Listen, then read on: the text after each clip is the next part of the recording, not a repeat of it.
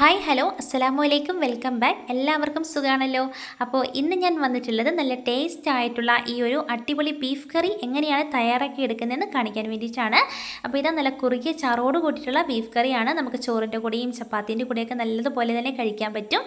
നമുക്ക് എണ്ണയിൽ ഉള്ളിയൊന്നും വഴറ്റി സമയം കളയേണ്ട ആവശ്യമില്ല. ഈ ഒരു ബീഫ് വേവേണ്ട സമയം മാത്രമേ നമുക്ക് ആവശ്യമായിട്ടുള്ളൂ. കുക്കറിലാണ് ഞാനിത് തയ്യാറാക്കി എടുത്തിട്ടുള്ളത്. അപ്പോൾ നമുക്കിത് കണ്ടു നോക്കാം.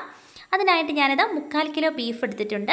നമ്മൾ വേവിക്കാൻ എടുത്തിട്ടുള്ള കുക്കറിലേക്ക് തന്നെ നല്ലതുപോലെ കഴുകി വൃത്തിയാക്കിയതിന് ശേഷം കുക്കറിലേക്ക് ഞാനിവിടെ ഇട്ട് കൊടുത്തിട്ടുണ്ട്.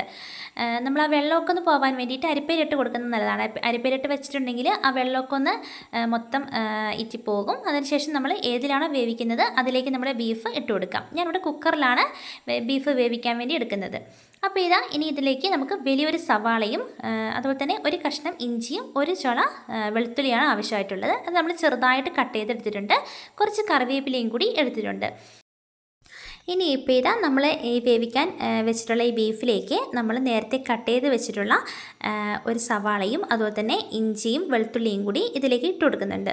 നമ്മൾ ഇഞ്ചി വെളുത്തുള്ളി ആണെങ്കിലും സവാള ആണെങ്കിലൊക്കെ വളരെ ചെറുതായിട്ട് തന്നെ കനം കുറച്ച് കട്ട് ചെയ്തെടുക്കാൻ വേണ്ടി ശ്രദ്ധിക്കണം കേട്ടോ. അപ്പോഴാണ് നല്ല ടേസ്റ്റായിട്ട് നമുക്ക് കിട്ടുള്ളൂ.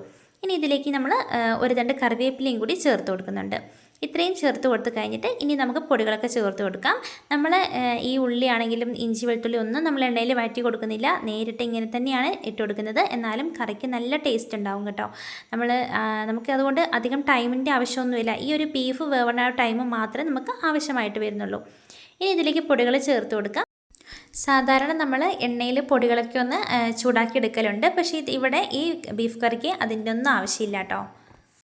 പൊടികളൊക്കെ നമുക്ക് ഈ കുക്കറിലേക്ക് തന്നെ നേരിട്ട് ഇട്ട് കൊടുത്താൽ മതി. അതിനായിട്ട് ഞാനിവിടെ 2 വലിയ ടേബിൾ സ്പൂൺ മല്ലിപ്പൊടിയും 1/4 ടീസ്പൂൺ മഞ്ഞൾപ്പൊടിയും അതുപോലെ തന്നെ 1 ടേബിൾ സ്പൂൺ നമ്മുടെ എരിവിന് ആവശ്യമായ മുളക് പൊടി നമുക്ക് ചേർത്ത് കൊടുക്കാം. ഇനി ഇപ്പോൾ ആവശ്യത്തിന് ഉപ്പും കൂടി ചേർത്ത് കൊടുത്തതിന് ശേഷം നല്ലതുപോലെ ഇതൊന്ന് മിക്സ് ചെയ്ത് നല്ലതുപോലെ ബീഫിലേക്കൊക്കെ ഒന്ന് പിടിപ്പിക്കണം. അതിനുശേഷം ഈ ബീഫ് വേവാൻ ആവശ്യമായ വെള്ളം, അതായത് 1 ഗ്ലാസ് വെള്ളമാണ് ഞാൻ അതിലേക്ക് ചേർത്ത് കൊടുത്തിട്ടുള്ളത്. ഇത് കറിയായിട്ട് വെക്കുന്നത് കൊണ്ടാണ്, കുറച്ച് ചാറോട് കൂടി വെക്കുന്നത് കൊണ്ടാണ് ഞാനിവിടെ വെള്ളം ചേർത്തത്. അല്ലെങ്കിൽ ബീഫ് വേവിക്കാൻ വേണ്ടിയിട്ട് വെള്ളം ചേർക്കേണ്ട ആവശ്യമില്ല. എനിക്കിവിടെ ഒരു 6 ഫിസിലിൽ ഈ ബീഫ് വേവിച്ചെടുക്കാൻ വേണ്ടി പറ്റിയിട്ടുണ്ടായിരുന്നു. 3 ഫിസിൽ ഹൈ ഫ്ലെയിമിലും ബാക്കി 3 ഫിസിൽ ലോ ഫ്ലെയിമിലും വെച്ചിട്ടുണ്ടെങ്കിൽ കറക്റ്റായിട്ട് വേവിച്ചെടുക്കാം. പിന്നെ ഓരോ ബീഫിൻ്റെയും വേവിന് പലതരം വേവായിരിക്കും. അത് നോക്കിയിട്ട് അങ്ങനെ വേവിച്ചെടുത്താൽ മതി. ഇനിയിപ്പോൾ ഇതൊരു മൺചട്ടിയിൽ നല്ലതുപോലെ മൺചട്ടി ചൂടായതിന് ശേഷം അതിലേക്ക് നമ്മുടെ സാധാരണ വെളിച്ചെണ്ണ ഒഴിച്ചിട്ടുണ്ട്. വെളിച്ചെണ്ണയിലേക്ക് ഉലുവയും കറിവേപ്പിലയും കൂടി ഇട്ടതിന് ശേഷം ഇതിലേക്ക് ഞാനിവിടെ 1/4 ടീസ്പൂൺ കുരുമുളക് പൊടിച്ചതും വലിയ ജീരകം കൂടെ പൊടിച്ചത് രണ്ടും കൂടെ മിക്സ് ആക്കിയിട്ടാണ് പൊടിച്ചത്. അത് ഈ എണ്ണയിലേക്ക് ഇട്ടിട്ട് ചെറുതായിട്ടൊന്നിങ്ങനെ മിക്സ് ചെയ്ത് കൊടുക്കണം. ഇനി ഇതിലേക്ക് നമ്മുടെ വേവിച്ച് വെച്ചിട്ടുള്ള ആ ബീഫ് നമ്മുടെ ആ വെള്ളത്തോട് ചേർത്ത് തന്നെ ഈ എണ്ണയിലേക്ക് നമുക്ക് ഒഴിച്ചു കൊടുക്കാം. നമ്മൾ നേരത്തെ 6 ഫിസിൽ വേവിച്ചെടുത്തിട്ടുള്ള ബീഫായിരുന്നു. അപ്പോൾ അത് നമ്മൾ ഈ എണ്ണയിലേക്ക് നമ്മൾ ചേർത്ത് കൊടുത്തത്. എണ്ണയിൽ 1/4 ടീസ്പൂൺ കുരുമുളകും അതുപോലെ തന്നെ വലിയ ജീരകവും കൂടെ ഒന്നിച്ച് ഞാനിവിടെ പൊടിച്ച് വെച്ചിട്ടായിരുന്നു. അപ്പോൾ അത് കൂടി ചേർത്തിട്ടാണ് ഇങ്ങനെ എണ്ണയിലേക്ക് ഇട്ട് കൊടുത്തിട്ടുള്ളത്. ഇനിയിപ്പോൾ ഇത് നല്ലതുപോലെ ഒന്ന് തിളപ്പിച്ച് നല്ലതുപോലെ ഒന്ന് വറ്റിച്ചെടുക്കണം.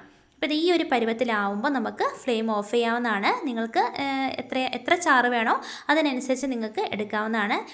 അപ്പോൾ നല്ല കറക്റ്റ് പരുവത്തിൽ നമുക്ക് കിട്ടിയിട്ടുണ്ട്. നല്ല കുറുകിയ ചാറോട് കൂടിയിട്ടുള്ള ബീഫ് കറിയാണ് കേട്ടോ. നമുക്ക് കാണുമ്പോൾ തന്നെ അറിയാം നല്ല അടിപൊളി കറിയാണ്.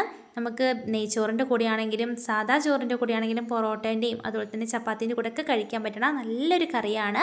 അപ്പോൾ ഇങ്ങനെയാണ് ഈ ഒരു രീതിയിൽ തന്നെ നമുക്ക് ബീഫ് കറി ഇങ്ങനെ എണ്ണയിലൊന്നും ഉള്ളിയും അതുപോലെ തന്നെ ഇഞ്ചിയും വെളുത്തുള്ളിയൊന്നും വഴറ്റാതെ നല്ല പെർഫെക്റ്റ് ആയിട്ട് നമുക്ക് കിട്ടും. നല്ല കറിയാണ്. എല്ലാവരും ഇതുപോലെ ഒന്ന് തയ്യാറാക്കി നോക്കണം കേട്ടോ. അപ്പോഴാണ് ഇതിൻ്റെ ടേസ്റ്റ് കറക്റ്റ് എത്രത്തോളം ആണെന്ന് നമുക്ക് മനസ്സിലാക്കാൻ പറ്റുള്ളൂ. അപ്പോൾ എല്ലാവരും ഇതുപോലെ ഒന്ന് തയ്യാറാക്കി നോക്കിയതിന് ശേഷം നിങ്ങൾക്ക് ഇഷ്ടപ്പെട്ടിട്ടുണ്ടെങ്കിൽ നിങ്ങളുടെ ഫ്രണ്ട്സിനും അതുപോലെ തന്നെ ഫാമിലിക്കൊക്കെ ഒന്ന് ഷെയർ ചെയ്ത് കൊടുക്കാനും മറന്നു പോകരുത്. നല്ല അടിപൊളി ടേസ്റ്റ് ആയിട്ടുള്ള കറിയാണ്. എല്ലാവരും തയ്യാറാക്കി നോക്കുക. നിങ്ങൾക്ക് ഇഷ്ടപ്പെട്ടാൽ എൻ്റെ ഈ ചാനൽ മറക്കാതെ എല്ലാവരും ലൈക്ക് ചെയ്യാനും അതുപോലെ തന്നെ ഷെയർ ചെയ്യാനും സബ്സ്ക്രൈബ് ചെയ്യാനും മറന്നു പോകരുത്. സബ്സ്ക്രൈബ് ചെയ്തതിന് ശേഷം തൊട്ടടുത്തുള്ള കുഞ്ഞ് ബെല്ലൈക്കണും കൂടി ഒന്ന് പ്രസ് ചെയ്താൽ ഞാനിടുന്ന ന്യൂ വീഡിയോസൊക്കെ നിങ്ങൾക്ക് നോട്ടിഫിക്കേഷനായിട്ട് വരുന്നതായിരിക്കും. എൻ്റെ ഈ ചാനലിലൂടെ നിങ്ങൾക്ക് ഇഷ്ടപ്പെടുന്ന ചെറിയ ചെറിയ വ്ളോഗ്സും അതുപോലെ തന്നെ കുക്കിംഗ് വീഡിയോസും എനിക്കിഷ്ടപ്പെടുന്ന എല്ലാ വീഡിയോസും ഞാൻ നിങ്ങൾക്കായിട്ട് ഷെയർ ചെയ്യുന്നതാണ്. അപ്പോൾ ഇന്നത്തെ എൻ്റെ ഈ കുഞ്ഞു വീഡിയോ ഇത്രയേ ഉള്ളൂ. നിങ്ങൾക്ക് എല്ലാവർക്കും ഇഷ്ടപ്പെട്ടു എന്ന് വിചാരിക്കുന്നുണ്ട്. അപ്പം ഇനിയും ഇതുപോലെയുള്ള ചെറിയ ചെറിയ വീഡിയോസൊക്കെ ആയിട്ട് ഞാൻ ഇനിയും വരുന്നതാണ്. ഇൻഷാ അല്ലാഹ്. അസ്സലാമു അലൈക്കും. Bye bye.